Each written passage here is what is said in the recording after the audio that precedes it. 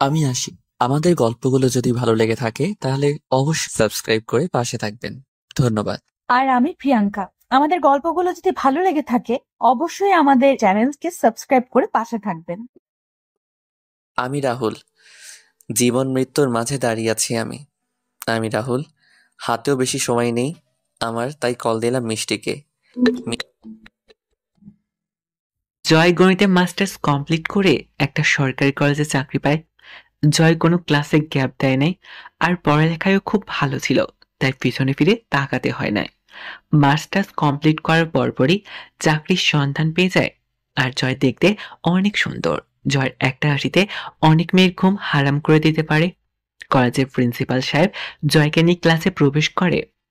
উনি তোমাদের গণিত টিচার মিস্টার জয় চৌধুরী। আজ থেকে জয় স্যারই তোমাদের নিয়মিত ক্লাস নেবে। তখন সব ছাত্রছাত্রীরা সালাম দেয়। সেদিনের মতো জয় ক্লাসে সবার সাথে পরিচিত হয়। পরের দিন জয় ক্লাস নেওয়ার সময় একটা মেয়ে আসে। মেয়েটা একটু মডার্ন ড্রেসে আসে। মেয়েটি স্যারের থেকে অনুমতি না নিয়ে ক্লাসে প্রবেশ করে। এই মেয়ে, দাঁড়াও। এটা বলার পর মেয়েটি দাঁড়ালো। নাম কি? আমার এখানে দাঁড়া করাইছি কাকে? আমাকে তাহলে তোমাকে না বলে কাকে বলছি? আমার নাম রিহা। ক্লাসরুমে যে প্রবেশ করছো কারো থেকে অনুমতি নিছো? না। অনুমতি নিতে হয় কি না? হুম। তাহলে অনুমতি নিলা না কেন? সরি। নেক্সটে যেন না হয়। ওকে। ক্লাস শেষ হওয়ার পর ওই তোরা এইভাবে হাসছিস কেন? সবাই কান খুলে শুনুন, আমাদের রিহা আজকেই প্রথম কাউকে সরি বলছে। বলে বলছি তোদের কিছু হয়েছে? এই, অন্য কোনো কারণ আছে নাকি? কি কারণ? মানে ওই সব আর কি। আরে তোরা কি পাগল নাকি? এই প্রথম ওনার ক্লাস করছি আর তোরা এসব ফালতু কথা বলছিস কেন? তোদের কিন্তু ভালো মানাবে। এখন কি বাসার দিকে যাবি? হ্যাঁ চল। রিহা বাসায় গিয়ে খেয়ে শুয়ে শুয়ে ভাবতে থাকে, স্নিগ্ধা যা বলেছে তাহলে খারাপ কি? শালারে দেখতে তো হেব্বি লাগে। এমন সময় রিহার বাবা রিয়ার রুমে প্রবেশ করে। পড়ালেখা কেমন চলছে? জি বাবা, ভালো, কিন্তু ম্যাথটাতে একটু সমস্যা। হুম, সেটা তো নতুন না। কলেজে নাকি ম্যাথের নতুন টিচার আসছে? হ্যাঁ তাহলে ওখানে প্রাইভেট পড়। বাবা, আমি এত মানুষের সাথে পড়তে পারি না। তুমি বরং স্যারকে বলো আমাদের বাসায় এসে পড়িয়ে যেতে। ওকে, আমি বলবো। রিহার বাবা কলেজের সভাপতি, তাই কলেজে কখন কি হচ্ছে না হচ্ছে সবই তার জানা। পরের দিন রিহা কলেজে যায়। কলেজে গিয়ে ক্লাসে জয়কে দেখে দ্বিতীয়বারের মতো ক্রাশ খায়। আজ জয়কে নীল শার্টের সাথে কালো প্যান্টে অনেক সুন্দর লাগতেছে। ক্লাস শেষে বের হয়ে স্নিগ্ধাকে বলে, দোস্ত, বল। জয় স্যারকে কেমন লাগে রে? জয় স্যারকে তো অনেক সুন্দর লাগে। হুম। কি ব্যাপার? ব্যাপার একটা। সেটা কি? ক্রাশ। মানে তুই ক্রাশ খাইছস? হুম। তোর সাথে খাপে খাপ মিলবে। এর জন্যই তো বাড়িতে নিয়ে যাবো। মানে? মানে স্যার আমাকে এখন থেকে প্রতিদিন 1 ঘন্টা সময় দিবে। ওহ, হুম। ওকে দোস্ত, best of luck. Thank you. রাতে জয় রিহাদের বাসায় এসে নক করার পর রিহার দরজা খুলে জয়কে সালাম দেয়। তোমার বাবা কোথায়? জি স্যার, আপনি এখানে বসেন, আমি বাবাকে ডেকে দিচ্ছি। ওকে। বাবা, স্যার আসছে। ওকে, তুই তোর রুমে গিয়ে বস। আচ্ছা। রিহার বাবা আর জয় 5-7 মিনিট কথা বলার পরে জয় আর রিহার বাবা রুমে প্রবেশ করে। জয়, রিহা ম্যাথে দুর্বল। আমি আশা করি সেটা তুমি শেষ করে দিবে। ইনশাল্লাহ, আমি আমার সেরাটা দিয়ে চেষ্টা করব। ওকে, তাহলে এখন থেকেই শুরু করো। ওকে। রিহাকে ম্যাথের কয়েকটা সূত্র দিয়ে সেদিনের মতো জয় চলে আসে। পরের দিন এই সূত্রগুলো মুখস্থ করছো? হ্যাঁ। বলো। রিহা সবগুলো ঠিকঠাক ভাবে বলল। জয় রিহাকে অঙ্ক বোঝানোর সময় রিহা ইচ্ছে করে টেবিলের নিচে পায়ে পা লাগায়। জয় সেটা বুঝতে পেরে পাটা দূরে সরিয়ে নেয়। জয় তখন রিহার দিকে তাকায়। রিহা চোখ টিপ মারে। এই বেয়াদব মেয়ে, এসব কি শুরু করছো? আমার যা মন চায় তা করব, তাতে তোমার কি? আমাকে তুমি করে বলতেছো কোন সাহসে? এটাও মন চাইছে। একটা থাপ্পড় দিলে সব ভূত চলে যাবে। থাপ্পড় দিলে সবাইকে বলবো তুমি আমার গায়ে হাত দিছো। দাঁড়াও, তোমার বাবার কাছে বিচার দিচ্ছি। বিচার তো আমি দিব। কি? হ্যাঁ, বলে রিহা জয়ের গালে ঠোঁটে স্পর্শ দিয়ে দেয়। আর এসব কি শুরু করছো? করবই তো। তোমার বাবার কাছে কিন্তু সত্যি সত্যি বলে দিব। আমি আমার ভাইকে যা বলি সব বিশ্বাস করে। তো আপনি কি বোকা নাকি? আমি যদি ভাইয়াকে বলি যে আপনি আমার সাথে উল্টাপাল্টা করছেন, তাহলে কি হবে বুঝতে পারছেন তো? আমি তো উল্টাপাল্টা করি নাই। কিন্তু বলে দিলে আপনার চাকরিটা চলে যেতে পারে। আর চাকরি না গেলেও ট্রান্সফার করে বান্দরবনের কোনো কলেজে পাঠানোর ব্যবস্থা করব। আমার কাছ থেকে কি চাও সেটা বলো। আমি আপনার সাথে যা মন চায় করব। আপনি কোনো কিছু বলতে পারবেন না। আমি একটা ছেলে, তুমি আমার সাথে যা মন চাই তাই কেন করবা? ভালোবাসি বলে। ফাইজলামি করতেছো? ফাইজলামি করব কেন? আমি এখন গেলাম বলে জয় রুম থেকে বের হয়ে যায়। এই স্যার, কোথায় যাচ্ছেন? আচ্ছা যান, কালকে ক্লাসে দেখা হবে, বলে মুচকি হাসি দেয়। পরের দিন জয় ক্লাস করাচ্ছে, তখন রিয়া চোখে চোখ পড়ায় সাথে সাথে চোখ টিপ মারে। তখন জয় ঘাবড়ে যায়। জয় ভাবে এখানে কিছু বলা যাবে না, তাহলে আবার মান সম্মান যাবে, চাকরিটাও। আর এখন চাকরি পাওয়া মুখের কথা নয়, তাই কিছু মুখ বুজে সহ্য করে নিতে হবে। রিহা আবার ভাবনা ছেদ ঘটিয়ে সবার আড়ালে ফ্লাইং কিস ছড়ে। জয় তখন রেগে গিয়ে, এই মেয়ে দাঁড়াও। আমি? হ্যাঁ। বলো, এতক্ষণ কি পড়াইছি? রিহা তখন চুপ হয়ে আছে। বলো কি পড়াইছি?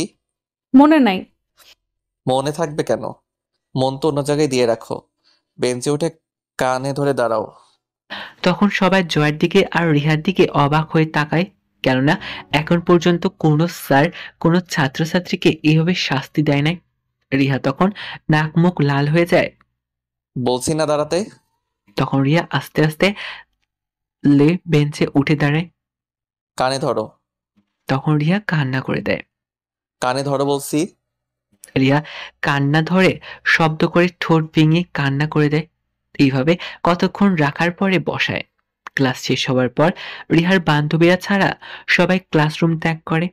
রিহা, মন খারাপ করিস না। দোস্ত, জয় স্যার একটু তুই ও জানিস, আর জেনেও ক্লাসে মনোযোগ দিস নাই। গতকাল তো আর আরেকজনকে কান ধরে দাঁড় করিয়ে রাখছে। আয় বাসায় চল। আমার ভালো লাগছে না। আরে চল তো। বলে রিহাকে জোর করে ক্লাসরুম থেকে বাইরে করে নিয়ে যায়। বাসায় যাওয়ার পর রিহা ভাবতেছে, এখন থেকে আমি ওরে মজা বোঝাবো। ও তো এসব পছন্দ করে না। দেখবো এখন থেকে কতটুকু সহ্য করতে পারে। রাতে রিহাদের বাসায় আসতে একটু দেরি হলো জয়ের। এত দেরি করে আসলেন কেন? জ্যাম ছিল। জ্যাম নাকি ফাঁকি দেওয়ার চিন্তা ভাবনা? জ্যাম ছিল বলছি না? কিভাবে বিশ্বাস করব? এটা তুমি জানো। এর থেকে যেন দেরি না হয়, বলে রিহার রুমে নিয়ে যায়। পড়ানোর সময় কাজগুলো করছো?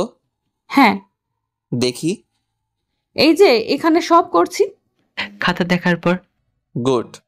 তখন জয় নতুন অধ্যায় নিয়ে পড়ানো শুরু করছে, আর রিহা টেবিলের নিচ দিয়ে দু পা দিয়ে জয়ের পায়ের উপর পা ফেলে রেখেছে। পা সরাও। আমার শীত লাগে। তাহলে আমি কি করব? ফ্লোরের চেয়ে আপনার পাটা বেশ গরম। কি? হ্যাঁ। বলে আবার চোখ টিপ মারে। এই ভালো হচ্ছে না কিন্তু। কি ভালো হচ্ছে না? আজ ক্লাসের কথা কি এত তাড়াতাড়ি ভুলে গেছো? আমি অতীত বেশি মনে রাখি না। ও। জয় তখন পাগুলো সরিয়ে নেওয়ার সাথে সাথে রিহা বসা থেকে হালকা উঠে জয়ের ঠোঁটে চুমু দেয়। এই মেয়ে সব কি হচ্ছে? যা হওয়ার তা হচ্ছেই। একটা মেয়ে এত বেহাইয়া হয় কিভাবে? এমনিতেই। জানা ছিল না। এখন জেনে নিন। এই অঙ্কগুলো কালকে সমাধান করে রাখবে। এত সকাল সকাল কেন চলে যাচ্ছেন? আজ একটু কাজ আছে। কি কাজ? রেস্টুরেন্টে কেউ একজনের সাথে দেখা করব। সেটা কে? তোমাকে বলতে হবে না। বলতে হবে। না, বলবো না। ছেলে নাকি মেয়ে? ছেলেও হতে পারে, মেয়েও হতে পারে। মেয়ে হলে খুব খারাপ হবে। কি হবে? হাত পা ভেঙে রুমে বসিয়ে রাখবো। হা হা হা। মুখ বন্ধ করেন, দুর্গন্ধ আসছে। কি? হ্যাঁ, আর শোনেন, যদি মেয়ে না হয় তাহলে সত্যি সত্যিই খারাপ হবে। তখন জয় রেগে রুম থেকে বের হয়ে যায়। জয়ের মুখে কোনো দুর্গন্ধ নাই, কিন্তু এমন হাসি দেখলে রিহার বেশি আকর্ষণ করতে পারে, তাই রিহার মুখ বন্ধ করে রাখতে বলে। আর জয় রেস্টুরেন্টে দেখা করবে তার স্কুল জীবনের বেস্ট ফ্রেন্ড শুভর সাথে। জয় রুম থেকে বের হয়ে ভাবতে থাকে যে একটা মেয়ে কেমন পাগল হলে এমন করতে পারে। ওর ব্যবহারগুলো জয়ের কাছে পুরুষের মতো মনে হচ্ছে, কেননা যেভাবে কথায় কথায় কিস করে তাতে জয় বাধা না দিলে জয়েরও প্রবলেম হতে পারে। রিহা রাতে খেয়ে শুয়ে শুয়ে টেডি বেয়ারকে জড়িয়ে ধরছে, ভাবছে যদি জয় আমার পাশে থাকতো তাহলে কতই না ভালো হতো।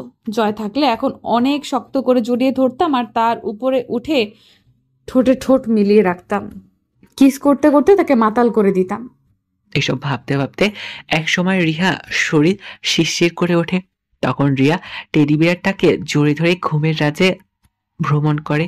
জয় অনেকদিন পর পুরনো বন্ধুকে পেয়ে অনেক খুশি। দোস্ত, এখন কি প্রেম করবি নাকি সারা জীবন সিঙ্গেল লাইফ কাটাবি? জানি না, ভাবছিলাম পড়ালেখার পরে প্রেম করে একটা লক্ষ্মী মেয়ে ঘরে উঠাবো, কিন্তু তার আর পারবো কই। কেন দোস্ত? আরে একটা ছাত্রী আমাকে খুব প্যারা দিচ্ছে। কেমন পেড়া? এখনো পর্যন্ত 8-10টা কিস করে ফেলছে। তাহলে তো হয়েই গেছে। কি? ভাবি মানে? মানে আমরা ভাবি পেয়ে গেছি। ওই শালা চুপ থাক। ওকে, মেয়েটা কিন্তু খারাপ না। আবার? আচ্ছা আচ্ছা, সরি। শুভর সাথে আজকে অনেকদিন পরে দেখা হলো, অনেক ভালো লাগলো আজকে। জয় রুমে গিয়ে ফ্রেশ হয়ে ক্লান্ত শরীর নিয়ে ঘুমিয়ে পড়ে। সকাল 10টায় কলেজের রাস্তায় রিহার পাশ হয়ে হাঁটছে। স্যার কেমন আছেন? ভালো। এটা বলার পর রিহা জয়কে চোখ টিপ দিয়ে হাসি দিয়ে ক্লাসরুমে ঢুকে যায়। জয় ক্লাসে প্রবেশ করার পর সবাই বাড়ি কাজ দেখায়। যখন রিহার কাছে যায় তখন রিয়া দাঁড়িয়ে খাতাটা জয়ের দিকে এগিয়ে দেয় আর আস্তে আস্তে বলে, বাসায় যেয়ে নাও, তারপর মজা দেখাবো। জয়ের রাগ হচ্ছে, কিন্তু পরিস্থিতির উপর নির্ভর করে কিছু বলতে পারছে না। জয় ক্লাস শেষ করে ক্লাস থেকে বের হয়ে যায়। রিহা কলেজ শেষ করার পর বাসায় যায়। খাওয়া দাওয়া করার পর মা, পড়ালেখা এখন কেমন চলছে? হ্যাঁ বাবা, ভালো। হুম, মন দিয়ে পড়ো। আর কোনো কিছুর প্রয়োজন হলে আমার কাছে বলবা। ওকে। জয় আসার পর কালকে তো খুব মজা করলেন। মানে? বোঝেন না? কি? কালকে কোনো মেয়ের সাথে দেখা করেছেন? ছেলের সাথে দেখা করছি। মিথ্যা। মিথ্যা হলে মিথ্যা। এখন অঙ্কের সমাধান দেখাও। পারবো না। তোমার আব্বুর কাছে বিচার দিব। আমিও দিব। আমি কি করলাম? কিছু করো নাই, কিন্তু আবার অনেক কিছু করছো। এসব কথার মানে কি? মানে অনেক কিছু। তোমার মতো দুধের বাচ্চা এসব বুঝবে না। তখন জয় এসব কথা শুনে হেসে দেয়। হাসো কেন? দুধের বাচ্চা আমি নাকি তুমি? তুমি? ও, তাহলে তুমি এখনো মেয়ের পেটেই আছো? না, আমি আমার বরের সামনে আছি। বরকে? তুমি। আমার জিএফ আছে। সব মিথ্যা। তখন জয় তার মোবাইল থেকে তার ছোট বোনের বান্ধবীর পিক দেখিয়ে বলে, দেখো এটা আমার জিএফ এবং ওর সাথে আমার বিয়ে পাকা হয়ে আছে। তখন রিয়া জয়কে অনেক শক্ত করে জড়িয়ে ধরে। এই ছাড়ো। না, ছাড়বো না। আমি অন্যের স্বামী। রিয়া জয়ের ঠোঁটে ঠোঁট মিলে দেয়। কিস করার পর এই শরীরে আমি ছাড়া কেউ যদি ভাগ বসাতে আসে তাহলে খুব খারাপ হবে। কি খারাপ করবে তুমি? ওই মেয়েকে মেরে ফেলবো বলে। জয়কে আরো শক্ত করে জড়িয়ে ধরে। তখন ওর বাবা রুমে ঢোকে। এসব কাণ্ড কারখানা দেখে রিহার বাবার মাথায় খারাপ হয়ে যায় কথা। জয়, এসব কি? আঙ্কেল, এটা আপনার মেয়েকে জিজ্ঞাসা করেন। রিহা, এসব কি হচ্ছে? বাবা, আমি জয়কে ভালোবাসি। জয় তোমার কি লাগে? হুম? স্যার। তাহলে স্যারকে তুমি করে বলার সাহস কে দিয়েছে? রিহা চুপ হয়ে আছে। তখন রিহার বাবা জয়কে বলে, জয় এখন তুমি বাসায় যাও। তখন জয় রুম থেকে বের হয়ে যায়। রিহা, আমি তোমাকে দিয়ে এসব আশা করি নাই। বাবা, আমাকে ছাড়া বাঁচবো না। চুপ করো। আদর করি বলে কি মনে করো শাসন করতে পারি না? রুম থেকে কিন্তু বের হতে দিব না। বাবা আমি জয়কে। কথা শেষ হতে না হতে রিহার বাবা রিহার গালে ঠাস ঠাস করে থাপ্পড় দেয়। রিয়া এমনটা আশা করে নাই যে তার বাবা তাকে থাপ্পড় দিবে। থাপ্পড় দেওয়ার পর রিহার বাবার রাগ দেখিয়ে রুম থেকে বের হয়ে যায়। রিহার বাবা রুম থেকে বের হওয়ার পর রিহা একটু শব্দ করে কান্না করে দেয়। সকালে কলেজে যাওয়ার মুড নেয়, কিন্তু তখন রিহার বাবা রিহার রুমে আসে। রিহা রিয়ার বাবাকে দেখে অপর পাশ হয়ে শুয়ে পড়ে। মা, আমি জানি তুই খুব রাগ করেছিস, কিন্তু কি করব বল? একটা বাবা যদি দেখে একটা মেয়ে একটা ছেলের সাথে এমন করতেছে, তাহলে কি সে কন্ট্রোলে থাকতে পারবে বল? বাবা আমার ভালো লাগছে না, এখন যাও। রাগ করেছিস? না, মা মরার পর থেকে রাগ অভিমান সব ভুলে গেছি। এসব কি বলছিস? হ্যাঁ ঠিকই বলছি। এই কথা শুনে রিহার বাবার চোখ ভিজে যায়। রিহার বাবার কথা শুনে রিহা বুঝতে পারে ওর বাবা কান্না করতেছে। তখন রিয়া শোয়া থেকে উঠে ওর বাবাকে জড়িয়ে ধরে। রিহার বাবা রিহাকে বুঝিয়ে শুনে কলেজে পাঠায়। কলেজে গিয়ে দেখে রিহা ক্লাসে বসে আছে। ওই, তোর মন খারাপ নাকি? না, তাহলে এভাবে গাল ফুলিয়ে বসে আছিস কেন? এমনি। বল, কি কারণে মন খারাপ? আরে কিছু না তো। আঙ্কেল কিছু বলেছে? না। তাহলে এভাবে মুখ ফুলিয়ে রাখছিস কেন? ওই দেখ ক্লাসে স্যার আসছে, এখন চুপ কর, না হলে কানে ধরে দাঁড় করিয়ে রাখবে। জয় ক্লাসে প্রবেশ করার পর জয় ক্লাসের সবার চোখে ফাঁকি দিয়ে রিহার চোখের ভাষা প্রশ্ন করে।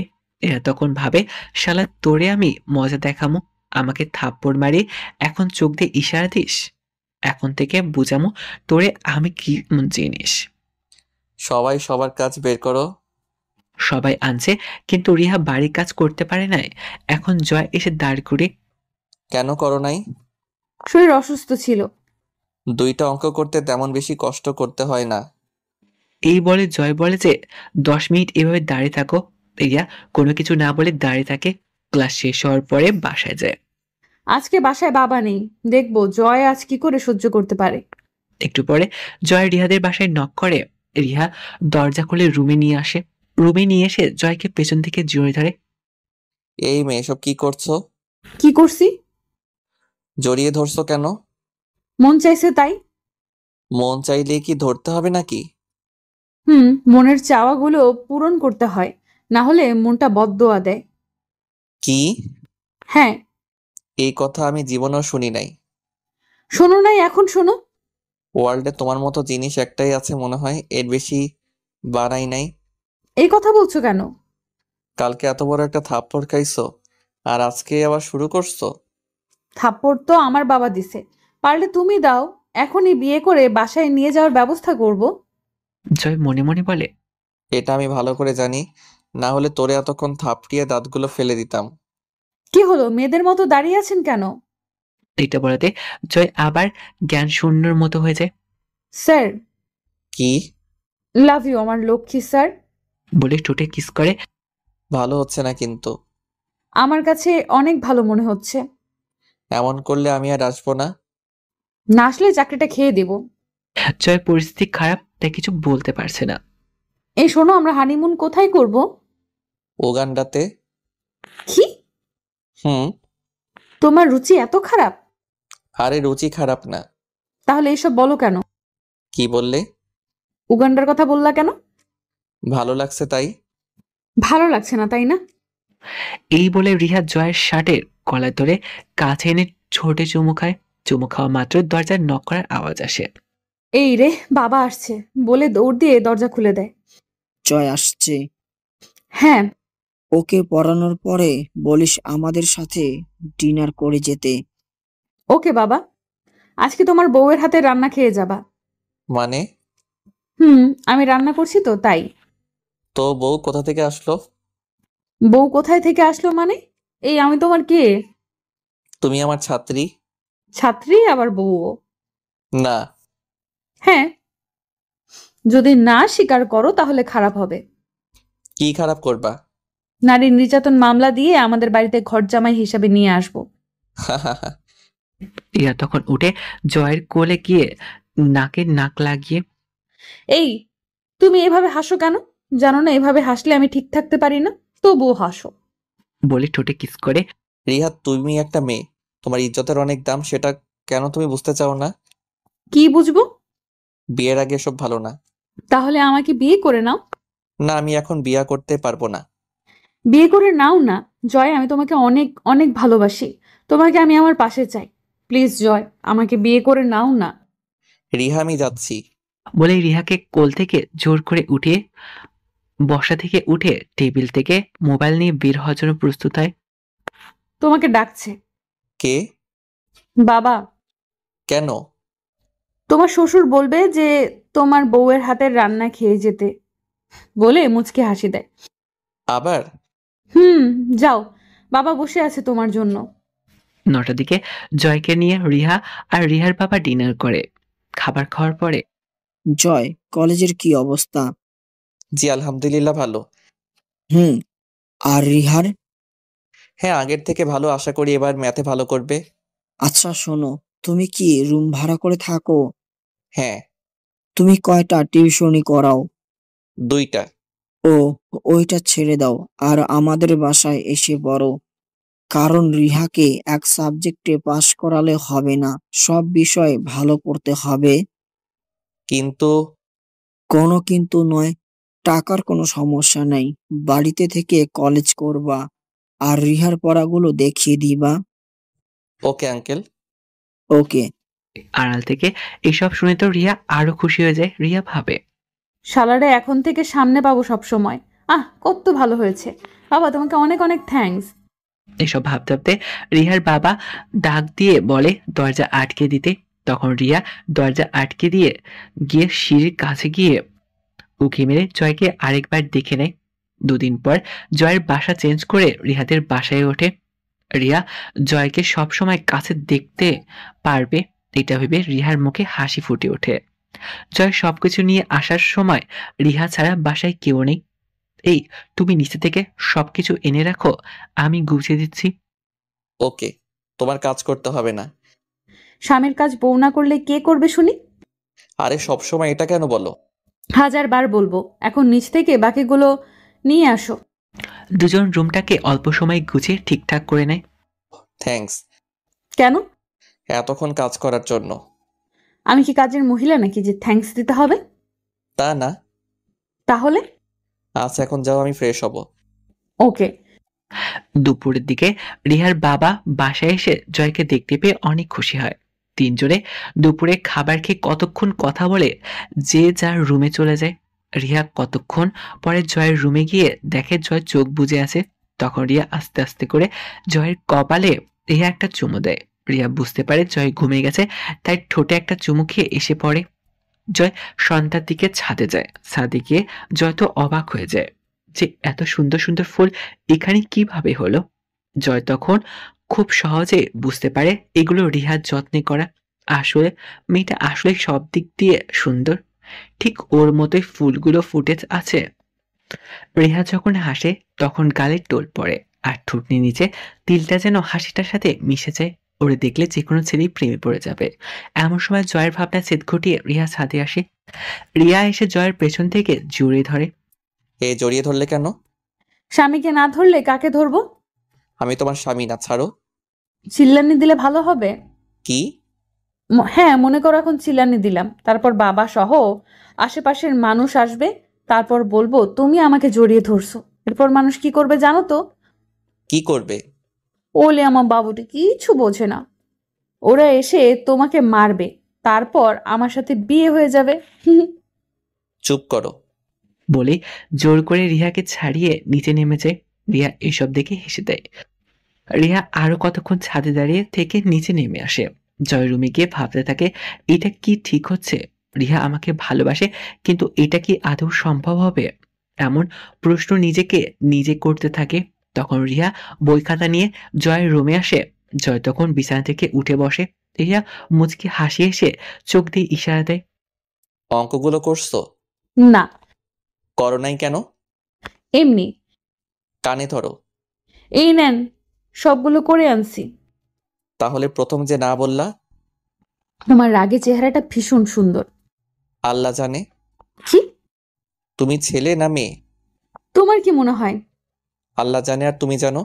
চুপ করো, না হলে কিন্তু এখনই বাংলা মুভির মতো বাঁচাও বলে চিল্লানি দিমু। পড়া শেষে খাতা ভাজানোর সময় রিয়া মাথা উঠিয়ে জয়কে কিস করবে। আজকে একটা দিলাম মাত্র, আরো বাকি আছে বলে হাসি দিয়ে রুম ত্যাগ করে পরের দিন সকালে। দোস্ত কেমন আছিস? ভালো। তুই কেমন আছিস? হুম, ভালো। তো জয় স্যার নাকি তোদের বাসায় উঠছে? কেন? তাহলে তো তোর জন্য অনেক সুবিধা রে। কেন? সারাক্ষণ চোখে চোখে রাখবি। কিন্তু শালা একদম আনরোম্যান্টিক। কেন? ওরে এত জড়িয়ে ধরি, কিস করি, কিন্তু কোনো রিপ্লাই দেয় না। তুই কিছু করিস? হ্যাঁ, কেন করব না? ও আমার স্বপ্ন। দোস্ত, আমিও জয় স্যারের কাছে প্রাইভেট পড়বো। তাহলে তোর খবর আছে। আরে তোরে রাগানোর জন্য বলছি। এখন চল। ক্লাসে জয় প্রবেশ করার পর রিহা প্রথমে ফ্লাইং কিস করে। জয় এটা দেখে রেগে যায়। জয় রিহাকে দাঁড় করিয়ে সবার সামনে নিয়ে কান ধরতে বলে, কিন্তু রিয়া অন্য সবার মতো এখনো লজ্জা বোধ করতেছে, তাই রিয়া কানে ধরতেছে না। রুম থেকে বের হও। Sorry sir. বলছি বের হতে, না হলে প্রিন্সিপাল স্যারকে জানাতে বাধ্য হব। তখন রিয়া কান্না চোখে কলেজের ব্যাগ নিয়ে ক্লাস থেকে বাহিরে হয়ে যায়। কলেজ শেষে জয় বাসায় যায়। বাসায় গিয়ে কলিং বেল বাজানোর সময় রিয়ার দরজা খুলে দেয়। অন্য সময় রিয়ার দরজা খুলে আশেপাশে কেউ না থাকলে জড়িয়ে ধরে, কিন্তু আজ জয়ের সাথে কোনো রকম কথা না বলে দরজা খুলে চলে যায়। জয় দরজা লাগিয়ে রুমে চলে আসে দুপুরে খাবারের সময়। স্যার আপনাকে ডাকে। জয় রিয়ার মুখ থেকে স্যার ডাক শুনে অবাক হয়, কারণ কলেজে ছাড়া রিয়া জয়কে কখনো স্যার বলে ডাকে না। যাও, আমি আসছি। জয় তখন খাবার খেয়ে আবার রুমে চলে আসে। রিহা অন্যদিন খাবার টেবিলে পা দিয়ে পায়ে খোঁচা দেয়, কিন্তু আজকে রিহা টেবিলের অপর প্রান্তে বসে আছে। খাবার খেয়ে রুমে চলে যায়। রাতে রিয়া জয়ের রুমে গিয়ে কাজগুলো খাতায় লিখে টেবিলের সামনে খুলে রাখছে। সবগুলো করছো? জি স্যার। জয় রিয়ার হঠাৎ এমন পরিবর্তন দেখে বারবার অবাক হয়ে যায়। জয় জানে আজকে যা করছে তা একটু বেশি করে ফেলছে, কারণ ওর তো একটা সম্মান আছে। আবার ওর বাবা কলেজের সভাপতি, তাই হয়তো খুব খারাপ লাগছে। খারাপ লাগলে লাগুক, এতে ওর শিক্ষা হবে, আর কখনো এসব করার সাহস পাবে না। কয়েকদিন পর রিয়া এখন আর জয়কে ডিস্টার্ব করে না, সবসময় আপনি আপনি বলে সম্বোধন করে। রিয়া এসএসসি টেস্ট খুব ভালো রেজাল্ট করে, ফাইনাল পরীক্ষার সামনে, তাই রিহাও পড়ালেখা মন দিয়ে করছে। জয় যেভাবে বলে ঠিক সেইভাবেই পড়ালেখা করে যাচ্ছে। এখন আর জয়ের সাথে প্রয়োজন ছাড়া বেশি কথা বলে না। রিয়া এখন আর আগের মতো হাসি খুশি থাকে না। ফাইনাল পরীক্ষা দেওয়ার পর আজকের রেজাল্ট দিবে, আল্লাহ জানে কি হয়। এদিকে একদিকে জয়ও এইসব নিয়ে চিন্তিত হচ্ছে, অন্যদিকে রিহাও। রেজাল্ট দেওয়ার পরে সবার আগে জয় প্রথম রেজাল্টটা বের করে দেখে রিহা গোল্ডেন A+ পেয়ে পাশ করছে। তখন জয়ের মুখে হাসি ফুটে ওঠে। সাথে সাথে জয় রিহার বাবাকে ফোন দিয়ে রেজাল্টের কথা জানায়। রিহার বাবা রেজাল্টের কথা শুনে অনেক খুশি হয়। রাতে সে সবাই একসাথে খাওয়ার পরে, কি রে মা, আজ তো খুশির একটা দিন, কিন্তু এইভাবে মন খারাপ করে রাখছিস কেন? হুম? না তো বাবা, এমনি। জয়, একমাত্র তোমার জন্য রিহার এমন একটা রেজাল্ট হয়েছে। থ্যাঙ্কস তোমাকে। আঙ্কেল, একটা কথা বলার ছিল। হ্যাঁ বাবা, বলো। কিভাবে শুরু করব বুঝতেছি না। আরে বলে ফেলো। আঙ্কেল, রিহা আর আমি দুজন দুজনকে ভালোবাসি। যদি আপনার সম্মতি থাকে তাহলে আমি আমার মাকে এখানে আনবো আপনার সাথে কথা বলতে। ওকে, তুমি তোমার মাকে বলো একদিন আসতে। ওকে। তখন জয় রিয়ার দিকে তাকায়। রিহার মুখ ভেঙচি কাটার মতো, ঠোঁট বাঁকা করে রিয়ার রুমে চলে যায়। রিয়ার রুমে যাওয়ার পরে, জয়, জি, কিছু বলবেন? আমার মা মরা মেয়েটাকে জীবনে কষ্ট দিতে চাইনি, সেদিন তো তোমার সামনে থাপ্পড়টা দিয়েছিলাম। রিহা সেদিন অনেক কষ্ট পাচ্ছে।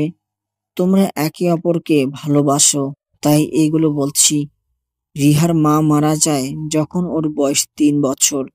তখন আমাকে অনেকেই বলেছিল আরেকটা বিয়ে করতে, কিন্তু আমি বিয়ে করি নাই। শুধু রিহার চাঁদ মুখটা দেখে তোমাকে ছেলে হিসেবে আমারও পছন্দ, তাই আমি কোনো মতামতের সময় না নিয়ে তোমাকে ডিরেক্ট বলে দিয়েছি। বাবা, আমার মেয়েটাকে কখনো কষ্ট দিও না। আঙ্কেল, আমি আপনার কথা রাখবো। তাহলে আঙ্কেল কেন? হুম? তো কি? বাবা বলে ডাকবা এখন থেকে। ওকে বাবা। রিয়ার বাবা তখন হাসি দিয়ে ফেলে। জয় রিয়ার বাবার সাথে কথা বলে রুমে যাওয়ার পর রিয়ার রুমে ঢুকে দরজা অফ করে দেয়। জয়ের পেছন থেকে লাফ দিয়ে জয়ের কাঁধে হাতগুলো রেখে পাগল কোমরে রেখে বাচ্চাদের মতো পিছনে উঠে যায়। এ কি করছো? তুমি আমাকে ভালোবাসো? হুম। তাহলে এত কিছু করার পরও কেন রাজি হও নাই? তখন রাজি হলে তোমার রেজাল্ট আর গোল্ডেন এ প্লাস আসতো না, তখন আসতো 4 বিষয় ফেল। রিয়া জয়ের কানে কামড় দিয়ে এখন থেকে সব পুষিয়ে দিব। এভাবে কামড়াতে হয়? বাবু ব্যথা পাও? না। পিঠে একটা কিল দেয়। তাহলে বলো কেন? এই বলে রিয়া পিঠ থেকে নেমে জয়ের সামনে দাঁড়ায়। তখন জয় রিয়ার দুগালে 2 হাত রেখে ঠোঁটে কিস করে। রিয়া তখন শিহরিত হয়ে জয়কে শক্ত করে জড়িয়ে ধরে। এই, হুম। এখন রুমে যাও। না। না মানে? আমার রুম তো এখন থেকে এটাই। বিয়ে কিন্তু এখনো হয় নাই। বিয়া না হলে কি হয়েছে? আমি এখন থেকে তোমার সাথেই থাকবো। কয়দিন পর থেকে থাইকো, কেমন? এখনই থাকতে ইচ্ছে করতেছে। বাচ্চা মেয়েরা তো ইচ্ছে থাকতে নেই। আমি বাচ্চা? হুম। বেশি ভালো হবে না কিন্তু। কি করবা? তখন তো স্যার ছিলেন, এর জন্য আমাকে অনেক শাস্তি দিছেন। এখন কি হবেন মনে আছে? তো কি করবা? আমাকে মারলে ভাতের সাথে বিষ মিশায়া মেরে ফেলবো। আচ্ছা, এখন রুমে গিয়ে ফ্রেশ হয়ে শুয়ে থাকো। রুমে গিয়ে তোমার সাথে ফোনে কথা বলবো। আচ্ছা বইলো, এখন যাও। রিয়া তখন রিয়ার রুমে যায়। জয় তখন দরজা আটকে শুয়ে পড়ে। কতক্ষণ পরে রিয়া ফোন দেয়। ফোনে প্রায় সারা রাত কথা বলে রাত পার করে। কয়েকদিন পরে জয়ের মা এসে রিহার বাবার সাথে কথা বলে বিয়ে পাকা করে। আজকে রিহা আর জয়ের বিয়ে। বিয়ে সম্পূর্ণ হওয়ার পরে দোস্ত, best of luck. Thank you দোস্তি। জয় শুভর সাথে কথা শেষ করে রাত 12টার দিকে রুমে ঢুকে। জয় রুমে প্রবেশ করার সাথে সাথে মুসলিম রীতি অনুযায়ী রিহা জয়কে সালাম করে। রিহা, হ্যাঁ বলো। মেকআপ আমার কাছে কেমন জানি লাগতেছে। তুমি মেকআপ গুলো ধুয়ে আসবা? কেন? মেকআপে তোমার চেহারার মায়াটা কেটে গেছে। তোমাকে মেকআপ ছাড়া এর থেকে বেশি সুন্দর লাগে। আচ্ছা। সাথে নামাজের ওযু করে আসবা। ওকে। দুজন অজু করে 2 রাকাত নফল নামাজ পড়ে রিহাকে কোলে করে নিয়ে খাটে রাখে। রিয়া খাটে রাখার পরে রিহা জয়ের গলা হাত দিয়ে জড়িয়ে ধরে অনেকক্ষণ কিস করে। এখন কি ছাড়বা? না, ছাড়তে ইচ্ছে করে না। পাঞ্জাবিটা খুলে নেই। দাও, আমি খুলে দিচ্ছি। বলে রিয়া জয়ের পাঞ্জাবি খুলে মেঝেতে ফেলে দিয়ে জয় তখন রিহাকে জড়িয়ে ধরে গলায় কিস করে। রিয়া শিহরিত হয়ে জয়কে শরীরে শক্তিতে জয়কে জড়িয়ে ধরে। রিয়া তখন নিচে শুয়ে। আমি আনরোমান্টিক? কে বলছে? তুমি কার সাথে বলছো? স্নিগ্ধা তোমাকে বলছে? তুমি ওকে কেন এসব বলছো? তুমি তো আনরোমান্টিকই। আমি আনরোমান্টিক তাই না? দাঁড়াও, দেখাচ্ছি মজা। বলে রিহাকে জড়িয়ে ধরে। আরো শুনতে হবে, আর শুনলে বেশ খারাপ হয়ে যাবে। ভালো থাকবেন সবাই, আল্লাহ হাফেজ। আশিক যখন সংসার গড়ার লক্ষ্যে দিনরাত কাজ করে যাচ্ছে, ঠিক তখনই ওর স্ত্রী প্রিয়াঙ্কা ব্যস্ত খালাতো ভাইয়ের সাথে পরকীয়াতে। আশিকের সাথে সম্পর্ক করে প্রিয়াঙ্কার বিয়ে হয়েছে, অর্থাৎ সহজ বাংলায় যাকে বলে প্রেম করে বিয়ে। ইদানিং আশিক লক্ষ্য করছে প্রিয়াঙ্কা কেমন বিদঘুটে আচরণ করছে তার সাথে। ভারী চিন্তিত হলো ছেলেটা, প্রিয়াঙ্কাকে প্রচন্ড ভালোবাসে কিনা, মেয়েটার কোনো রকম অসুবিধা হলে নিজে কি দোষী মনে হবে। রাতে পাশাপাশি শুয়ে থাকলেও একে অপরের প্রতি আকর্ষণ নেই, যেন অপরিচিত কেউ। বহুক্ষণ পর আশিক বলল, তুমি কি কোনো কিছু নিয়ে চিন্তিত? না তো, হঠাৎ এমন কথা বললে কেন? কেমন যেন মনমরা দেখাচ্ছে, যেন প্রাণ নেই ধরে। ছেলেটার কথায় হু হু করে হেসে উঠল প্রিয়াঙ্কা। কিছুটা কাছে এসে আশিকের বুকে মাথা রাখলো। বুকের ভেতর জমে থাকা যন্ত্রণাটুকু আইসক্রিমের মতো গলে যেতে শুরু করেছে। প্রিয়াঙ্কা ঠিক আছে শুনেই ভেতরটা ভালো লাগছে। আজকাল মন্দা যাচ্ছে আশিকের ভাগ্য। এই যে একটু আগেও লস করে আসলো, অফিস থেকে ফেরার পথে কখন যে মানি ব্যাগটা পড়ে গেছে কে জানে। বেশ অনেকগুলো টাকা ছিল ব্যাগে। ঘামাক্ত শরীর নিয়ে দরজায় কলিং চেপে যাচ্ছে, কিন্তু প্রিয়াঙ্কার কোনো নাম গন্ধই নেই। এবার বেশ বিরক্ত হলো আশিক। প্রিয়াঙ্কার নাম্বারে কল করে দেখলো কল বিজি দেখাচ্ছে। আশ্চর্য হলো বেশ, এই অসময়ে কার সাথে কথা বলছে প্রিয়াঙ্কা। কিছুক্ষণ পর নিজ ভাবনায় লজ্জিত হলো, হবে হয়তো কোনো বান্ধবী। মিনিট খানিক দাঁড়িয়ে থেকে আবার কলিং বাজালো। এবার দরজা খুললো প্রিয়াঙ্কা। রোজ হাতের ব্যাগটা তুলে নেয় প্রিয়াঙ্কা, তবে আজ দরজা খুলেই লাপাত্তা। আশিক বিষয়টা গায়ে মাখলো না। সোফায় বসে শার্টের দু বোতাম খুলে নিয়ে হাওয়া মাখাতে লাগলো। শরীরটা ক্লান্ত আর নিস্তেজ, বেশ দখল গেল আজ। প্রিয়াঙ্কা প্রিয়াঙ্কা, এক গ্লাস পানি দাও তো। মিনিট অতিবাহিত হলো, তবে পানি এলো না। আশিক নিজেই টেবিল থেকে পানি নিয়ে পান করলো। প্রকাশ্যে খাবার খাচ্ছে প্রিয়াঙ্কা, যেন কোনো গুরুত্বপূর্ণ কাজে লেট হয়ে যাচ্ছে। আশিক পানি এগিয়ে দিয়ে বলল, ধীরে খাবার খাও, এমনভাবে খাচ্ছ যেন এখনই কোনো রাজকার্য সম্পূর্ণ করতে হবে, না হলেই ফাঁসি। কথাটা রসিকতার ছলে বলল, কে জানতো প্রিয়াঙ্কা চটে যাবে। খাবার ফেলে রেখেই চলে গেল মেয়েটা। খাবারের গায়ে আঁকিবুকি করতে লাগলো আশিক। সামান্যতম রসিকতায় কেউ এভাবে চটে যায়? জানলার কাছে বসে ফোন স্ক্রল করছে প্রিয়াঙ্কা। আশিককে রুম দেখে যেন বিরক্ত হলো। বিষয়টা স্পষ্ট লক্ষ্য করলো আশিক। তুমি রাগ করেছ? না। সত্যি আমি বুঝিনি রসিকতাটা খারাপ লাগবে তোমার। সরি, খুব সরি। ফুচকা খাবে? এনে দিব? এই যাও তো এখন, তেল দিবে না একদম, আমার ভালো লাগে না। আশিক ব্যথিত হলো। সত্যি খুব অন্যায় হয়ে গেছে। এভাবে রসিকতা দেখানো ঠিক হয়নি ওর। মাথা ঠিক থাকে না একদম। কি যে হলো। চা খেতে বেশ পছন্দ করে প্রিয়াঙ্কা। চায়ের সাথে যেন আত্মিক সম্পর্ক রয়েছে ওর। আশিক স্থির করছে আজ বেশ রসালো আয়োজন করবে।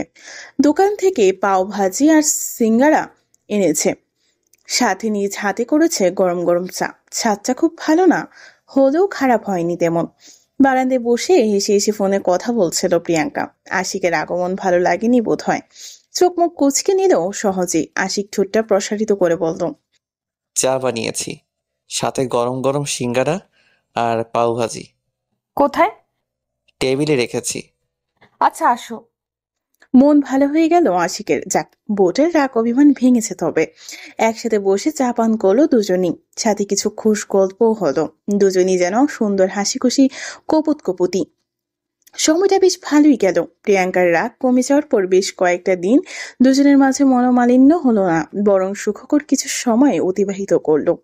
মাঝে আশিককে এড়িয়ে গেল প্রিয়াঙ্কা এখন আশিকের যত্ন নিচ্ছে খুব, ঠিক আগের মতোই হাসি খুশি। প্রিয়াঙ্কা রান্না করছিল, ফোনটা বেজে চলছে অবিরত। আশিকের অফ ডে আজ, তবে বাসায় কিছু কাজ করছে। রান্নাঘর থেকে হাঁক ছেড়ে থাকলো প্রিয়াঙ্কা। ফোনটা দাও তো আশিক। কিছু সময় পর ফোন এনে দিল আশিক। আননোন নাম্বার থেকে আশিক বলল, আননোন নাম্বার। চট করে আশিকের থেকে ফোনটা নিয়ে নিল প্রিয়াঙ্কা, যেন কোনো গুরুত্বপূর্ণ কল। আশিকের মুখের ভঙ্গিমা বুঝতে পেরে প্রিয়াঙ্কা বলল, না মানে কে ফোন করলো দেখি। দেখো। প্রিয়াঙ্কা হাসফাস করছে, বারবার বাঁকা হাসি দিচ্ছে। আশিক যেন ওর কাজে বিমূঢ়। কি হলো, কলটা রিসিভ করছো না কেন? না মানে করছি, এই তো করছি। কল রিসিভ হলো, তবে হ্যালো বলতে বেশ অনেকটা সময় নিল প্রিয়াঙ্কা। গলা দিয়ে যেন শব্দ বের হচ্ছে না। প্রিয়াঙ্কার দিকে ইশারা করলো আশিক, অর্থাৎ কে কল করেছে। প্রিয়াঙ্কা বুকা হাসি দিয়ে বলল, হ্যালো হ্যালো, কে? ওপাশ থেকে কি বললো জানা নেই, তবে কল কেটে দিল প্রিয়াঙ্কা। আশিকের দিকে তাকিয়ে বলল, রং নাম্বার। ফোনের ব্যাটারি যাওয়ার টুং করে শব্দ হলো। প্রিয়াঙ্কা ফোন চার্জ দিতে গেল। আশিকের তখনই ঠাই দাঁড়িয়ে কিচেনে। কেন জানি ঠিকঠাক হজম হচ্ছে না। হয়তো রং নাম্বারই হবে। মাস খানিক পর প্রথম বিবাহ বার্ষিকী আশিক বেশ উত্তেজিত। 3 বছর রিলেশন করার পর ওদের ভালোবাসা বৈধতা পেয়েছে। কজন পরে নিজের ভালোবাসাকে পূর্ণতা দেবে। ওরা পেরেছে, আর ওদের ভালোবাসাও সফল। খুব বেশি কাঠগড় পোড়াতে হয়নি ওদের। আশিকের পরিবার থেকে বিয়ের প্রস্তাব রেখেছিল প্রিয়াঙ্কার বাড়িতে। সবাই মিলে এই সিদ্ধান্ত নিয়েছিল, তবে মনে ভয় ছিল যদি পরিবার রিজেক্ট করে। তবে শেষে ওদের ভালোবাসা পূর্ণতা পেয়েছিল। খুশিতে সেদিন দুজনই কেঁদে উঠেছিল। প্রিয়াঙ্কা বরাবরই খুব সুন্দর, তবে আজকাল আরো সুন্দর মনে হয় ওকে। শুনেছিল বাচ্চা হওয়ার আগ মুহূর্তে মেয়েদের সৌন্দর্য বেড়ে যায়। তবে প্রিয়াঙ্কা কি মা হতে চলেছে? তা কি করে হয়? তবে হলে মন্দ হয় না। আশিক বেশ কিছুদিন ধরে ফ্যামিলি প্ল্যানিং করার চিন্তাই আছে। প্রিয়াঙ্কাকে বলতেই প্রিয়াঙ্কা চোখ গরম করে তাকালো। আদুরে কণ্ঠে আশিক বলল, একটা বেবি হলে ভালোই তো হবে। 1 বছর হয়নি আমাদের বিয়ে। তো আবার কি, আমাদের বয়সও খুব বেশি নয়, সেক্ষেত্রে অনেকটা সময় আছে। এখন বলো আমাদের বিবাহবার্ষিকীর প্ল্যান কি? প্ল্যান করিনি এখনো। আনরোমান্টিক হাজবেন্ড, বউকে সারপ্রাইজ করতে হয়, বোঝো না? বিগলিত হাসলো আশিক। প্রিয়াঙ্কাকে পেছন থেকে জড়িয়ে ধরে কথায় মায়া ঢেলে ক্ষমা চাইলো। তাতে বেশ আনন্দিত হলো প্রিয়াঙ্কা। একটু একটু করে এগিয়ে টুপ করে গালে চুমু খেলো। এত দ্রুত ঘটলো যে বুঝতে পারলো না আশিক। কয়েক সেকেন্ড থম মেরে থেকে হেসে উঠল, বলল, কাজটা ঠিক হলো না প্রিয়াঙ্কা, একদমই ঠিক হলো না। আমার সাথে দুষ্টুমি না। দুজনের হাসি মজার মাঝে থাকা সংসারটা মিথ্যেতে গড়া তা কে জানতো। টেবিলের ফটো ফ্রেমটাতে একে অপরের দিকে তাকিয়ে আছে আশিক প্রিয়াঙ্কা। তারই পাশে পড়ে আছে প্রিয়াঙ্কার ফোন। অন্য রুমে হাসি খুশিতে মেতে আছে আশিক প্রিয়াঙ্কা। আর এদিকে ফোন বেজে চলছে সে অচেনা নাম্বারে। এখন প্রশ্ন, কে জিতবে তবে? বেশ জমকালো ভাবে বিবাহবার্ষিকী উদযাপন করলো আশিক প্রিয়াঙ্কা। মেয়েটার ভালোবাসে আশিক নিজের সব থেকে লাকি মনে করে। হাসি মজা আর খুনসুটি দিয়ে একসাথে ডিনার করে বাসায় আসলো দুজনেই। আশিকের ইচ্ছে ছিল প্রিয়াঙ্কাকে বড় কিছু একটা গিফট দেওয়া, তবে টাকা ছিল না বেশি। সেটা দীর্ঘ শ্বাস ফেলে পাশ ফিরতে দেখলো প্রিয়াঙ্কা ফোনে মুখ গুজে আছে। আশিক বলতো, আজকেও ফোন? তোমাকে তো সময় দিয়েছি, তাই না? কেমন কথা এটা, সময় দিয়েছ মানে? প্রিয়াঙ্কা পাশ ফিরে তাকায়। আশিকের চোখ মুখ কেমন বিরক্ত। এই দৃশ্য দেখে খেপে যায় প্রিয়াঙ্কা। মুনাফার সাথে কথা কাটাকাটি হয়। আশিক হতবাক প্রায়। কি এমন বলেছে যে এমন আচরণ করতে হবে? প্রিয়াঙ্কা অন্য রুমে চলে গেল। আশিক পিছু ডাকলো, শুনলো না। প্রিয়াঙ্কা মন খারাপ করে দিয়েছে ভেবে বড্ড খারাপ লাগলো আশিকের। অন্য রুমে গিয়ে প্রিয়াঙ্কার হাত ধরে বলল, সরি প্রিয়াঙ্কা, আসলে আমি একটু বেশি বলে ফেলেছি। আসো, ওই রুমে চলো। এই যাও তো, ভালো লাগছে না আমার। প্লিজ প্রিয়াঙ্কা। বললাম তো যাও। দেখো প্রিয়াঙ্কা, আমি আর এমন করব না। ধপ করেই শোয়া থেকে উঠে বসলো প্রিয়াঙ্কা। চোখ থেকে জ্বলন্ত আগুন বের হচ্ছে যেন। আশিক এক দৃষ্টিতেই তাকিয়ে রইল। প্রিয়াঙ্কা বলল, আর একবার এমন করলে ডিভোর্স দিয়ে দিব আমি, কথাটা মাথায় রেখো। প্রিয়াঙ্কা মুখ থেকে এমন কথা শুনে বুকের ভেতর ছেদ করে উঠল। আশিকের দোপা পিছিয়ে গেল ও। প্রিয়াঙ্কা তখনও ফুসফুস করছে। আশিক অনুভব করলো এক বিশাল ঝড় প্রিয়াঙ্কার দিকে এগোতে গিয়েও পারলো না এগোতে। সারা রাত ঘুম হয়নি আশিকের। কাল রাতের ঘটনা ওকে এলোমেলো করে দিয়েছে। ভালো লাগছে না কিছুই। আশিক কতবার পাশের রুমে উকি দিয়েছে তার কোনো হিসেবেই নেই। বুকটা কেমন শূন্যতে ভরে গেছে। ঘুম থেকে উঠে ফ্রেশ হলো প্রিয়াঙ্কা। একটা কথাও বললো না আশিকের সাথে, অথচ রোজ কত কি করতো। আশিক নিজে এগিয়ে গেল প্রিয়াঙ্কার কাছে। প্রিয়াঙ্কা কিছু বললো না। আশিক কান ধরে বলল, সরি প্রিয়াঙ্কা, আর এমনটা হবে না, প্লিজ মাফ করে দাও। হুম এই ছোট্ট শব্দটি কতটা বিরক্তি আছে তাই স্পষ্ট অনুভব হলো আশিকের। প্রিয়াঙ্কা এখন হালকা হালকা কথা বলছে, তবে স্বাভাবিক হচ্ছে না কিছুতেই। আশিক ঠিক করলো অফিস থেকে ফেরার পথে ফুল নিয়ে আসবে। নাস্তা করে বেরিয়ে পড়লো আশিক। প্রতিদিনের মতো কর্মবিরতিতে ফোন করার অনুরোধ করলো না প্রিয়াঙ্কা। বিষয়টা ব্যথিত করলো আশিককে, তবে ভেতর থেকে একটা শান্তি অনুভব করলো। প্রিয়াঙ্কা তার সাথে কথা তো বলছে। অফিস শেষ মাঝপথে এসে পড়েছে, ঠিক তখনই মনে পড়লো ফুলের কথা। জিভ কাটলো আশিক। কি ভুলটাই না হলো। ক্লান্ত শরীর ঠেলে হাঁটা পথেই ফুলের দোকানে গেল। কিছু ফুল নিয়ে বাসায় ফিরলো। দরজা খুলে ফুলগুলো দেখে কোনো প্রতিক্রিয়া করলো না প্রিয়াঙ্কা, যার ফলে মন খারাপ হলো ওর। খাবার টেবিলে রাখা আছে, খেয়ে নিও। আচ্ছা প্রিয়াঙ্কা, ফুলগুলো এনেছিলাম। ফুলগুলো হাতে নিল প্রিয়াঙ্কা। মুখের ভঙ্গিমা বোঝা যাচ্ছে না। ফুলগুলোতে তাকিয়ে থেকে তাচ্ছিল মাখা হাসি দিয়ে বলল, এসব ঢং আমার পছন্দ নয়। বউয়ের জন্য ফুল আনাকে ঢং বলল প্রিয়াঙ্কা। এটা কি সত্যি ঢং? আশ্চর্য হয়ে গেল আশিকের মন। বুকে হাত বুলিয়ে হাত মুখ ধুতে গেল। মুখের পানির ঝাপটা দিয়ে আয়নাতে তাকাতেই নিজের অসহায় অনুভব করলো। কেমন যেন গোমট পরিবেশ, ঠিক যেন প্রলয়ঙ্কারী ঝড় আসার পূর্বের স্তব্ধতা। 7 দিন পর রাতের খাবার খাওয়ার সময়ও সবটা স্বাভাবিক ছিল আশিকের কাছে, তবে এখন সবটা এলোমেলো লাগছে। একটু আগে প্রিয়াঙ্কা এসে জানালো ডিভোর্স চাই ওর। বিষয়টা কতটা বাজে অনুভূতি দিল তা কেবলমাত্র সেই জানে। প্রথম থেকে বিষয়টাকে মজা ভেবেছিল আশিক, তবে এখন উল্টো মনে হচ্ছে। খুব চেঁচাচ্ছে প্রিয়াঙ্কা, বলছে থাকবে না এই সংসারে, কিছু নেই এখানে, তাই এক্ষুনি ডিভোর্স চাই। মুনাফ আবারও অসহায় হাসি দিয়ে বলল, মজা করছো রাইট? আমি সিরিয়াস। তুমি কি করে এমনটা বলতে পারো প্রিয়াঙ্কা? আমরা ভালোবেসে বিয়ে করেছি। ভুল করেছি আমি। প্রিয়াঙ্কা, আমার কোনো দোষ থাকলে বলো, আমি সব ঠিক করে দিব। বললাম তো ডিভোর্স চাই আমার। কথা শেষ করে চলে গেল প্রিয়াঙ্কা। মোনাফ মেঝেতে বসে পড়ল, চোখ থেকে টপ টপ করে পানি ঝরছে। সত্যি কি নিষ্ঠুর প্রেম! প্রিয়াঙ্কার কথা শুনে প্রিয়াঙ্কার মা অবাক হলেন। মেয়ের প্রতি ক্ষিপ্ত হয়ে দুটো থাপ্পড় বসিয়ে দিলেন। তাতে যেন আগুনে ঘি ঢালার মতো তেতো উঠল। প্রিয়াঙ্কা বলল, আমি থাকবো না বলেছি তো, থাকবো না।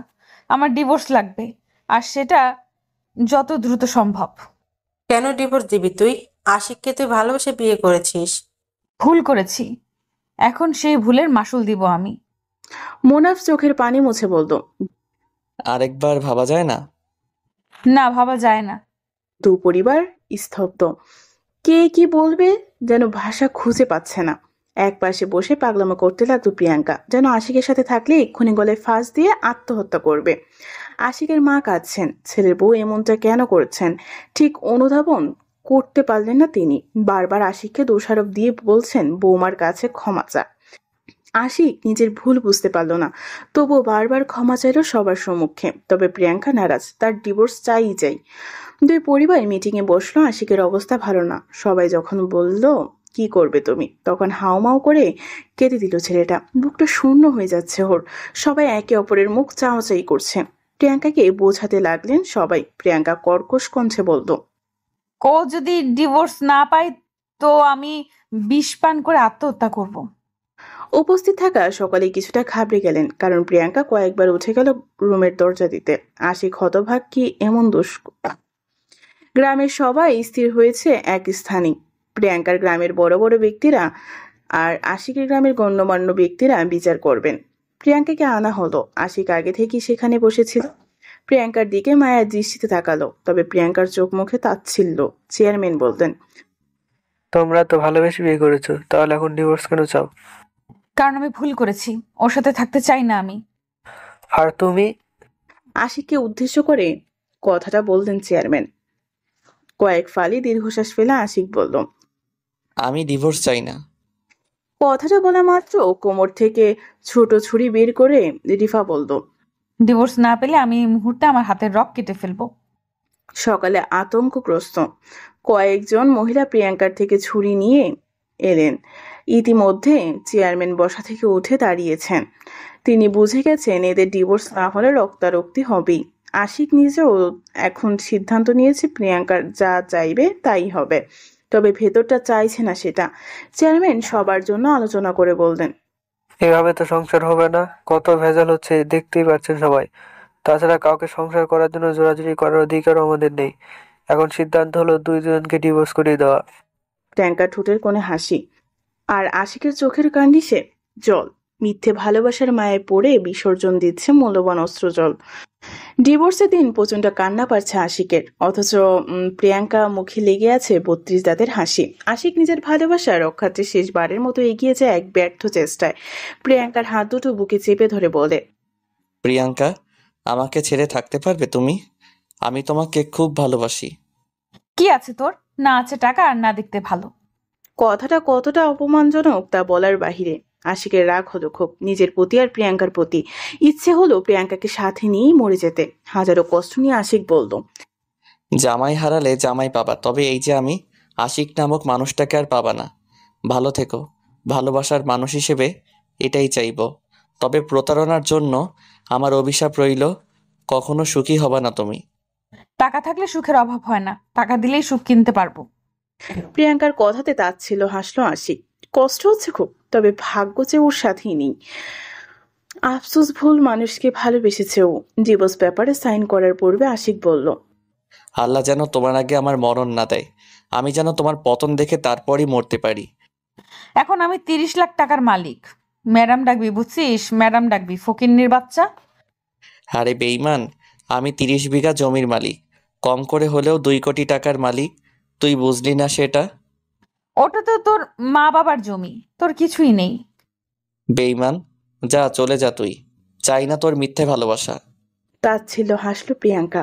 ওর দিকে তাকিয়ে রইল আশিক। তবে প্রিয়াঙ্কা কি করে 30 লক্ষ টাকার মালিক কথাটার মানে বুঝতে পারল না। ডিভোর্স পেপারে চোখ রেখে আরেকবার তাকালো প্রিয়াঙ্কার দিকে। মেয়েটার ঠোঁটের কোণে হাসি লেগে আছে। আশিক অনুভব করলো এই হাসির মাঝে লুকিয়ে থাকা মিথ্যে অভিনয়। চোখ বন্ধ করে শ্বাস নিয়ে স্নান করে দিল পেপারে। বিচ্ছেদ ঠেকানোর কোনো উপায় আর রইল না ওর। যে প্রিয়াঙ্কা ওর মাথা বুকে রেখে ঘুমাতো, সেই প্রিয়াঙ্কা আজ পরনারীতে পরিণত হলো। এক সাইন কতটা মূল্যবান। বাসায় ফিরে দরজা লাগিয়ে কান্না করলো আশিক। পুরো ঘরময় ছড়িয়ে আছে প্রিয়াঙ্কার স্মৃতি, ভালোবাসার কত শত মিষ্টি কাহিনী, অথচ এগুলো সব নাকি মিথ্যে। পাশে টেবিলে থাকা সেই ফটো ফ্রেমটা বুকে নিয়ে চিৎকার করে উঠল। ক্রন্দরত অবস্থাতেই বলতে লাগলো, কেন এমনটা করলে তুমি? কেন আমার সাথে মিথ্যে ভালোবাসার অভিনয় করলে? আশিকের কষ্ট চোখে দেখা যায় না। ছেলেটা এইভাবে প্রতারিত হবে তা সকলের কল্পনার অতীত ছিল। ওর মাথায় হাত বুলিয়ে চলে গেল সকল বন্ধুরা। সান্ত্বনা দেওয়ার ভাষা নেই কারোরই। তবে একটা কথা সত্য, নজিরবিহীন ঘটনার সাক্ষী হলো সকলেই। নিষ্ঠুর সেই ঘটনা। খাবার পড়ে আছে, তবে খাবার মুখে তুলল না আশিক। চোখের নিচে লেপ্টে আছে শুকিয়ে যাওয়া পানি। সারা রাত অবিরত কান্না করছে। কত শত পাগলামি করলো কাল রাতে। ভাবনার মাঝে চোখ যায় টেবিলের এক কোণে থাকা ফোনটার দিকে। কাল যাওয়ার পরে ফোনটা বেডে ছুঁড়ে রেখেছিল প্রিয়াঙ্কা, কারণ এটা আশিকের দেওয়া উপহার ছিল। অনেক কিছু মাথায় আটকে আছে। প্রিয়াঙ্কা কেন করলো এমন? হঠাৎ করে মনে পড়লো অচেনা নাম্বার থেকে আসা কলগুলোর কথা। কেন যেন বুকটা ভারী হতে শুরু করলো। ক্লান্ত শরীর ঠেলে এগিয়ে গেল সেখানে। ফোনে হাত নিয়ে কিছুক্ষণ ঘাটাঘাটি করলো। অচেনা নাম্বার থেকে অনেক অনেক কল রয়েছে, তবে কি সেই ব্যক্তি এই অচেনা নাম্বারের অধিকারী? পর মুহূর্তে মনে পড়লো ফোনে অটো কল রেকর্ডার রয়েছে। আননোন নাম্বারটার কল চেক করবে, ঠিক তখনই আরেকটা কল আসে। এটা প্রিয়াঙ্কার খালাতো বোন সুমায়ের নাম্বার। কল রিসিভ করে আসি। ঠিক তখনই উপাস থেকে গড় গড় করে সুমায়া বলল, কি রে, ভাইয়ার ফোন রিসিভ করছিস না কেন? তোদের তো ডিভোর্স হয়ে গেছে, এখন তো বাধা নেই আর। হ্যালো, কথা বল প্রিয়াঙ্কা। কি রে, কথা বল। আশিক কল কেটে দেয়। ওর মস্তিষ্ক কেমন এলোমেলো। সুমায়ের নাম্বারটি চেক করে প্রথমে হাতটা কাঁপছে, তবুও কানে হেডফোন গুঁজে দেয়। কেমন আছিস প্রিয়াঙ্কা? ভালো আছি, তুই কেমন আছিস? ভালো। ভাইয়া দেশে এসেছে, আজ দেখা করবি? আমি দেখা করে কি করব? আমার তো বিয়ে হয়েই গেছে। ভাইয়া তোকে এখনো ভালোবাসি প্রিয়াঙ্কা। আমি অনেক সুখে আছি সুমাইয়া। ওর দেখার ইচ্ছে হলে আমাদের বাসায় আসতে বলিস। আর আমার স্বামী আমাকে অনেক ভালোবাসে, আমি ওকে ধোকা দিতে পারবো না। শোন প্রিয়াঙ্কা, আশিকের কি আছে? না আছে টাকা পয়সা, আর না দেখতেও ভালো। আমার ভাইয়ার সব আছে। প্রিয়াঙ্কা দীর্ঘশ্বাস শোনা গেল। কয়েক সেকেন্ড পর প্রিয়াঙ্কা বলল, তা ঠিক, তবে আশিক তো আমাকে ভালোবেসে বিয়ে করেছে, তাই না? ওর কি হবে তাহলে? শোন, তুই আশিকের আগে আমার ভাইয়ার সাথে রিলেশন করতি, হঠাৎ ব্রেকআপ হয়েছে। তোর জন্য ভাইয়া দুবাই চলে গিয়েছিল, আর এটা তুই ভালো করেই জানিস। জানি তোর ভাইয়া আমাকে পাগলের মতো ভালোবাসে, কিন্তু এখন আর সম্ভব না রে। আশিক নিষ্পলক তাকিয়ে। তার মানে সুমায়ের ভাইয়ের সাথে প্রিয়াঙ্কার রিলেশন ছিল আগে। আগ্রহ হলো ওর, সবটা জানার আগ্রহ। তারপর আবার একটা কল। 10 নভেম্বর কলটা এসেছিল, আর এটা সেই আননোন নাম্বারের কল। রেকর্ডটা অন করলো আশিক। ওপাশ থেকে একটি ভরাট পুরুষালী কণ্ঠে বলল, কেমন আছো? এই তো ভালো আছি, তুমি কেমন আছো? আলহামদুলিল্লাহ ভালো আছি। কোথায় আছো তুমি? মায়ের বাড়ি। কেন? ওকে, আসছি আমি। তোমাদের বাসায় যেতে 10 মিনিট লাগবে আমার। ওকে, আসো তাড়াতাড়ি, আমি ঘুমিয়ে পড়বো। ওকে যান, আসছি। আশিক বুঝতে পারলো প্রিয়াঙ্কার সাথে ওর খালাতো ভাই অর্থাৎ শারিকের সম্পর্ক রয়েছে। চোখ দুটোর আগে ঘৃণায় কেমন করে উঠলো। এখন আর নিজের প্রতি রাগ হচ্ছে না, বরং ঘৃণা হচ্ছে এমন এক মেয়েকে ভালোবাসার জন্য। আরো অনেকগুলো কল রয়েছে, সেগুলো অন করলো আশিক। ছেলেটির কণ্ঠ ছেলেটি। জান, এতদিন পর তোমাকে পেয়ে আমি অনেক হ্যাপি। শোনো, তোমার স্বামীকে ডিভোর্স দাও, তোমার নামে 30 লাখ টাকা জমা দিব। ডিভোর্স দিব, তবে টাকাটা ডিভোর্সের আগেই দিবা আমাকে। আচ্ছা ঠিক আছে, কালকে গেই আমি আর সুমাইয়া ব্যাংকে গিয়ে তোমার নামে টাকা ট্রান্সফার করব। ঠিক আছে, তাহলে কালকে দেখা হচ্ছে জান। ওকে জান, গুড নাইট। রাগে দুঃখে ফোনটা আছাড় মেরে দিল আশিক। এত বড় প্রতারণা! ভেতরটা ঘৃণায় ভরে গেল ওর। না চাইতো মুখ দিয়ে বাজে ভাষা চলে এলো। মিথ্যে ভালোবাসায় ডুবেছিল ও। 1 মাস পর হঠাৎ করেই রাস্তাতে প্রিয়াঙ্কা মায়ের সাথে দেখা হলো আশিকের। আশিক কি বলবে বুঝতে পারলো না। প্রিয়াঙ্কার মা বললেন, কেমন আছো বাবা? জি ভালো আছি মা, আপনি কেমন আছেন? ভালো আছি। জানো বাবা, প্রিয়াঙ্কার কি হয়েছে? না, ওর সাথে তো কথা বলা বন্ধ করে দিয়েছি আমি। প্রিয়াঙ্কার জামাই ওরে মেরে হসপিটালে ভর্তি করে দুবাই চলে গেছে, আর ওর শ্বশুর শাশুড়ি অনেক অত্যাচার করেছে ওকে। ভদ্র মহিলার কথায় তীব্র হতাশা আর করুণ ব্যথা। আশিক বলল, আলহামদুলিল্লাহ, আল্লাহ আমার মোনাজাত কবুল করেছেন। আল্লাহ, ওনার কাছে লাখ লাখ শুক্রিয়া। এইটা কেমন কথা বললে বাবা? ওনার আগে তোমার বউ ছিল? মা, আপনি তো সবটাই জানেন। আজ আমি প্রায় 3 কোটি টাকার মালিক। আমার বাবা আমার নামে সব লিখে দিয়েছেন। আর প্রিয়াঙ্কার মাত্র 30 লাখ টাকার জন্য আমাকে ছেড়ে গেল। নেক্সট টাইম ওর কথা আমাকে আর বলিয়েন না প্লিজ। আশিকের কথা মাথা নিচু করে নিলেন তিনি। মেয়ের কর্মকাণ্ড সকলের কাছে ধিক্কার পেয়েছেন, আর আশিক তো স্বয়ং ভুক্তভোগী। মলিন মুখে বলতেন, আচ্ছা বাবা, ভালো থেকো। জি মা। বিদায় জানিয়ে চলে এলো আশিক। আজ বহুদিন পর চোখ মুখে তৃপ্তির হাসি। সেই হাসির মানে একটাই, মিথ্যে তোর ভালোবাসা, মিথ্যে তোর পতন। একজন ভাইয়া পেজের ইনবক্সে এসে নিজের জীবনের এই কাহিনীটা শেয়ার করে বললেন, যাতে এই গল্প আঁকড়ে প্রকাশ করি আমি। সম্পূর্ণ সত্য ঘটনা থেকে তৈরি এই গল্প। আমার একটাই কথা, দয়া করে এমন করবেন না কেউ, সে নারী হোক কিংবা সে পুরুষই হোক। আমি রাহুল, হাতেও বেশি সময় নেই আমার, তাই কল দিলাম মিষ্টিকে।